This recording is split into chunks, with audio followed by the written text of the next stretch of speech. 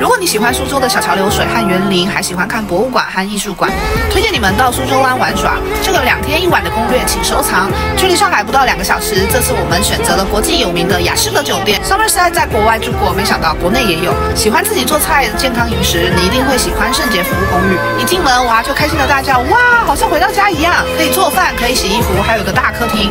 所有的床都是2米的5星大床，500上下入住，带厨房、带浴缸、带干湿分离的套房，真的太开心了。8分钟就能到著名的姑苏24级。小朋友看萌宠，妈妈去设计感的天书书店参观，真是太棒了。用完餐回到房间，泡个暖暖的澡，进入梦乡。第2天配着高空湖景，享用丰富的早餐。爸爸到健身房运动，小朋友在儿童游戏室玩耍后，收拾行囊到西山风景区赏湖、看洞玩耍。这么丰富的周末，快马祝带上心爱的他走吧。